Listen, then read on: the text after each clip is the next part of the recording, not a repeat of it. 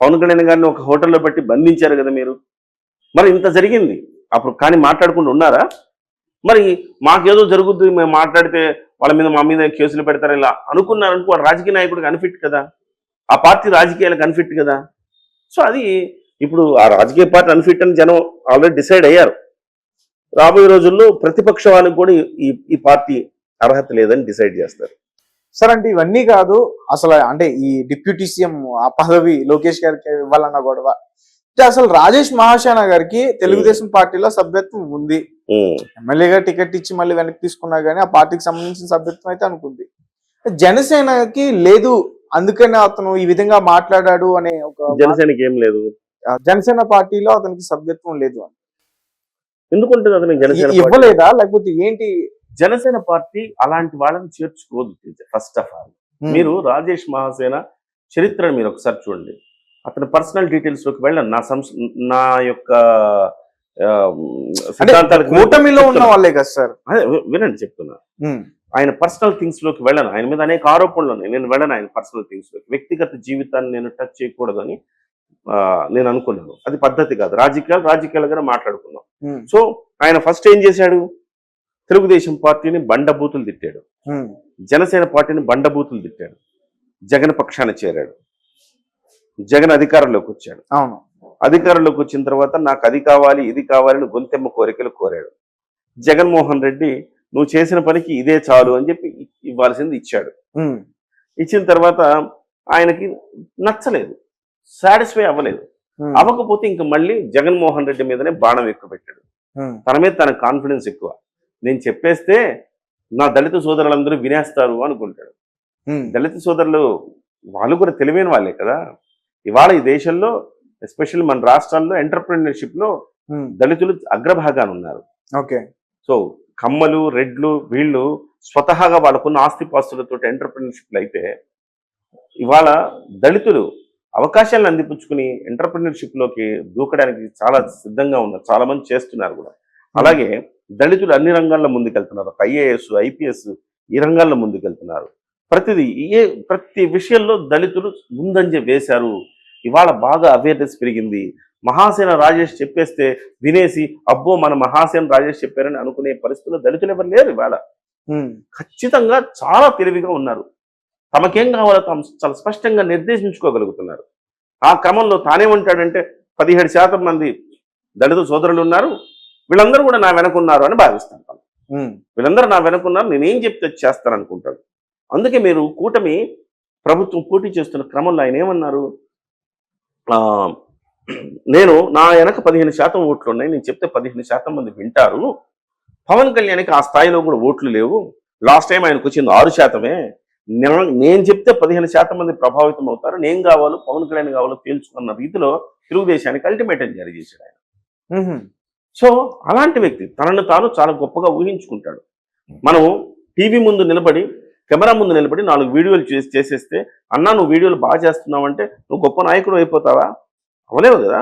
నాయకుడికి ఉండాల్సిన లక్షణాలు వేరు కదా. నేను బాగా పాపులర్ అయిపోయి నాయకుడు అవుతానంటే కుదరదు. నువ్వు ఎలాంటి నాయకుడు? నీకు ఎలాంటి నాయకత్వంలో నీ క్యారెక్టర్ ఏంటి? రాజకీయాల్లో నీ క్యారెక్టర్ ఏంటి? జనం అబ్జర్వ్ చేస్తున్నారు. ఆ రోజు జగన్మోహన్ రెడ్డిని, ఆ రోజు తెలుగుదేశం పార్టీని, జనసేన పార్టీని తిట్టి నువ్వు జగన్మోహన్ రెడ్డి దగ్గర అయ్యావు. జగన్మోహన్ రెడ్డితో తేడా వచ్చిందని జగన్ను తిట్టి మళ్ళీ తెలుగుదేశం పార్టీ జనసేనకి దగ్గర అవ్వాలని ప్రయత్నం చేశావు. జనసేన పార్టీలో ముఖ్యంగా పవన్ కళ్యాణ్ గారు ఫోటోలు పెట్టి, కటౌట్లు పెట్టి, ముద్దులు పెట్టి నన్ను క్షమించండి అని చెప్పి జనసేన పార్టీలోకి రావాలనుకున్నారు. కానీ పవన్ కళ్యాణ్ గారికి ఎవరు ఏంటనేది ఆయన చాలా క్షుణ్ణంగా అధ్యయనం చేస్తాడు. అధ్యయనం చేసి పార్టీలోకి తీసుకోలేరు. ఆయన తీసుకోకపోతే ఆ కోపంతో తెలుగుదేశం పార్టీలో జాయిన్ అయ్యాడు. తెలుగుదేశం పార్టీలో జాయిన్ అయినప్పటి నుంచి జనసేన మీద కక్ష పెట్టుకున్నాడు. పి గన్నవరం సీటు ఆయనకు అనౌన్స్ చేసిన తర్వాత ఆయన గతంలో హిందూ మహిళల మీద చేసిన వ్యాఖ్యలు వైరల్ అయినాయి. హిందూ మహిళలు ఈ రకంగా అన్నారు, హిందూ దేవతలు ఈ రకంగా. టీడీపీ వాళ్ళు ఇచ్చినా గానీ చాలా మంది టీడీపీ వాళ్ళే అతనికి వ్యతిరేకత చూపించారు. టీడీపీ వాళ్ళే వ్యతిరేకమయ్యారు. వ్యతిరేకమైతే అతని సీట్ పోయింది. పోతే ఆ సీటు తెలుగుదేశం పార్టీ తీసుకోకుండా తెలివిగా ఈయనకు కట్టబెట్టింది, జనసేన కట్టబెట్టింది. తెలుగుదేశం పార్టీ వ్యూహాత్మకంగా ఇచ్చింది. ఆ సీట్లో మళ్ళీ మరొక తెలుగుదేశం వాళ్ళని నిలబెట్టడం కంటే జనసేన నిలబెట్టడం, జనసేనకి ఇచ్చేసింది ఆ సీటు.